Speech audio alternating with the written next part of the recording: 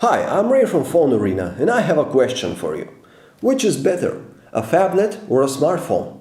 And exactly where do we draw the line between these two types of devices?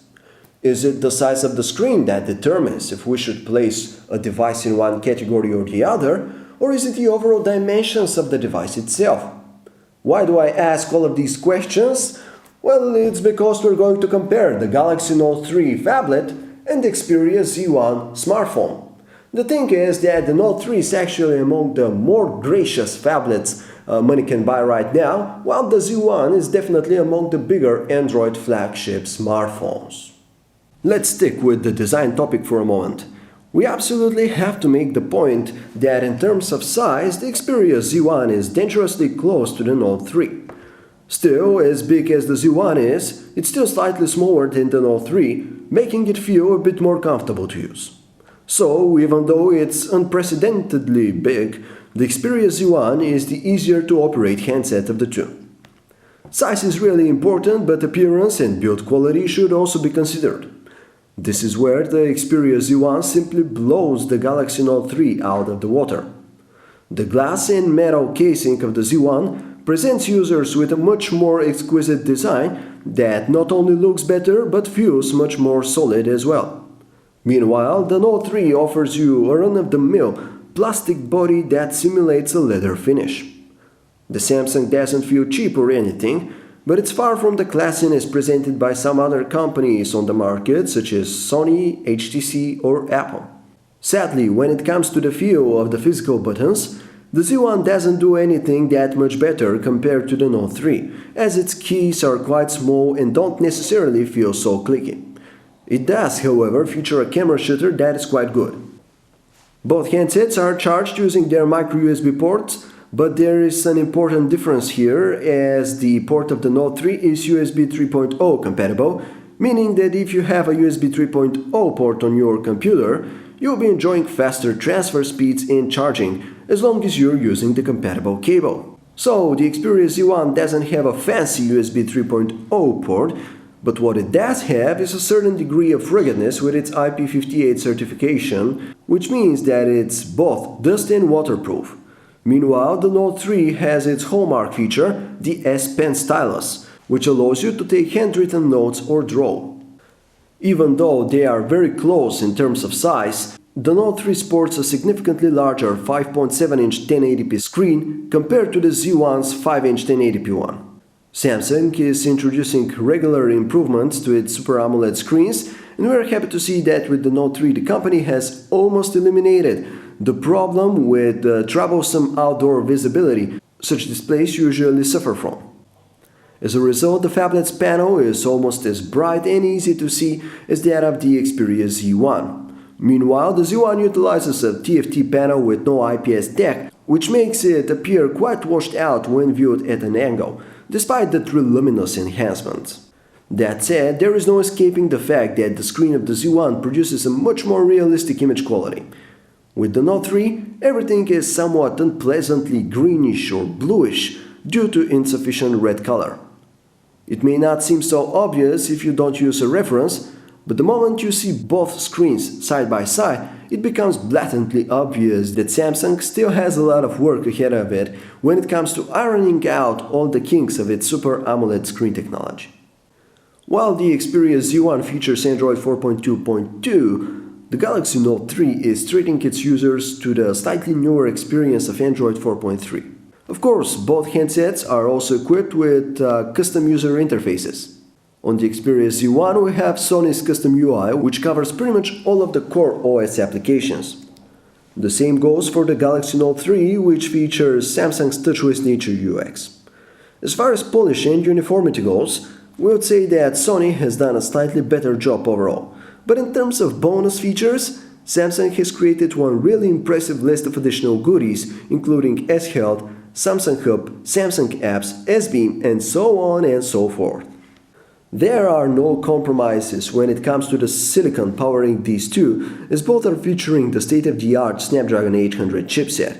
This ultra-powerful SoC brings a quad-core Crate 400 CPU, clocked at 2.2 GHz in the Xperia Z1 and 2.3 GHz in the Galaxy Note 3. Naturally, there is also the Adreno 330 GPU, which is one of the best GPUs one can find in a mobile device right now. It goes without saying that these two devices are completely future-proof, having the potential to flawlessly execute each and every app or game there is. The Note 3 does come with a bit more RAM as it packs 3GB versus the Z1's 2GB. That wouldn't make that much of a difference as long as you aren't trying to run a dozen of heavy apps on your smart device at the same time.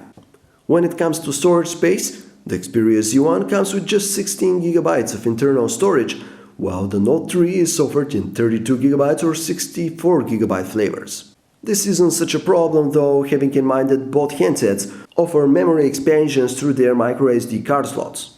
The Galaxy Note 3's on-screen QWERTY keyboard may be a bit more versatile as it features an additional row for numbers, but its landscape layout doesn't seem to be so comfortable to use due to the device's excessive width. The Note 3's portrait keyboard though is very comfortable for two-handed typing. Thankfully, you aren't out of luck in case you'd like to type with one hand only, as you can easily switch to a special layout designed to make it easy for you to type with just a thumb. On the other hand, the keyboard of the Xperia Z1 is quite good. We like its overall design and have experienced no issues with it. While the Galaxy Note 3 comes with two browsers, Chrome and the custom Samsung one, the Xperia Z1 has totally ditched any custom solutions in favor of Google's own browser, which is one of the best out there. Both the Xperia Z1 and Galaxy Note 3 sport up-to-date cellular radios with support for LTE Category 4, which translates to 4G speeds of up to 150 megabits downlink and 50 megabits uplink.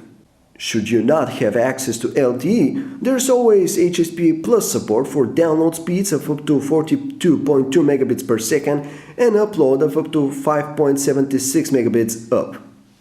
Aside from these standard connectivity features, the Note 3 keeps adding more and more as it also packs NFC, MHL and infrared port, while the Z1 only has NFC.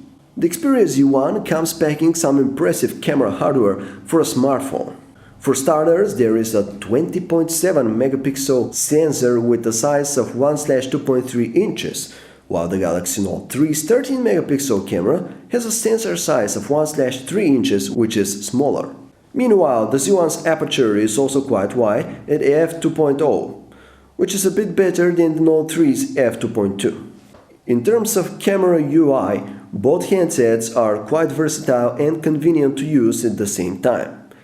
The Xperia Z1 does manage to trim the Note 3 a bit in the comfort department due to its better organized camera settings, but the Galaxy Note 3 kind of makes up for it with the plethora of different modes that it offers, such as Beauty Face, Night, Best Face, Best Photos, Sports, and so on. Turning our attention to the images themselves, we notice that the Xperia Z1 tends to produce even better pictures than the Galaxy Note 3, which is a wonderful camera phone on its own. In-focus details are significantly sharper in the 20.7 megapixel photos taken with the Xperia Z1.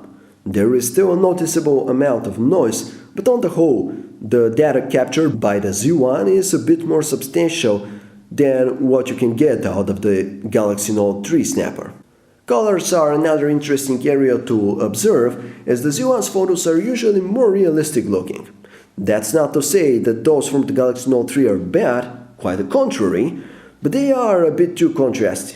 However, we definitely don't like the way the Z1 overexposes certain brightly lit areas, which otherwise appear fine when captured with the Galaxy Note 3. Indoor pictures are great with both phones. There is once again a bit more detail with the Xperia Z1, but there is also a slightly higher amount of noise. Still, the Z1 does seem to manage the color balance better in lower lit scenarios. Comparing the power of the LED flashes, the one on the Z1 has the upper hand as it's capable of illuminating slightly more of the scene in front of the camera. When it comes to video recording, both handsets can go up to 1920 by 1080 resolution, but the Note 3 steps things up by offering smoother 60 fps video recording as well as 4K video recording at 30 fps. In order to enjoy the 4K video footage, however, users have to own a 4K compatible display. There is a bit more sharpness and contrast to the image quality of the Note 3's video, while the Z1 once again sticks to a slightly more realistic image. There isn't such a big difference between the two though. The Sony Xperia Z1 and Samsung Galaxy Note 3 are true multimedia powerhouses, but naturally the bigger screen of the phablet will be even better for stuff like watching video or playing games, though the differences in the image quality are still valid. Once again, users will have to decide if they'll prefer the Galaxy Note 3's contrasting and vivid visuals or the Xperia Z1's more natural color balance. As far as music playback is concerned, you have Google's Play Music app with both, as well as Sony's and Samsung's custom music players, respectively. Both of them are good and represent what the companies stand for. Samsung's music app sports lots of settings and features, while Sony's music Walkman player is cleaner and a bit more modern. Both handsets come with high-quality earphones, with those of the Xperia Z1 managing to output a slightly better sound. Other than that, neither pair of earphones is very convenient to use. The loudspeakers of the Z1 and the Note 3 don't seem capable of outputting above-average sound, and that's pretty much all you're going to get with them, average sound quality. But the Note 3 does manage to gain the upper hand with its slightly clearer and louder sounding. Honestly, we aren't blown away by any of these two handsets when it comes to sound quality during calls. In terms of loudness, they are both pretty decent, but don't expect to hear any deep or natural sounding tones through their earpieces. Still, the Note 3 tends to sound slightly better. Having done our own battery test with both phones, we found the Note 3's battery to be slightly longer lasting. Our battery test is designed to replicate typical real-world usage, and although it can't be 100% representative of the actual battery life users are going to experience, it's bound to give us a good idea of how the devices are going to perform in real life. So the Note 3 managed to remain active for about 6 hours and 8 minutes, while the Z1 powered itself off after about 4 hours and 42 minutes. That's quite a difference, indicating that in most cases, the Note 3 should be able to remain alive for a bit longer than Sony's offering. At the end of the day, which one should consumers go for? The Note 3 phablet or the Z1 smartphone? It turns out that it's actually not that easy to answer this, as it's not simply a matter of size. If the two handsets were mostly equal in what they do, then the bulkiness of the Xperia Z1 would have probably pushed us into the Note 3's direction. However, the Xperia Z1 is quite a solid contender that's able to give the Note 3 a run for its money in almost all categories. Sure, it's bulky for a smartphone with a 5-inch display, but it's still a bit smaller and more compact than the Note 3. Its display is significantly smaller but produces higher quality visuals. The Z1's camera is about equal or slightly better in some scenarios, while the software on it has a more mature and streamlined look. All of this doesn't mean that the Note 3 is an inferior product, of course.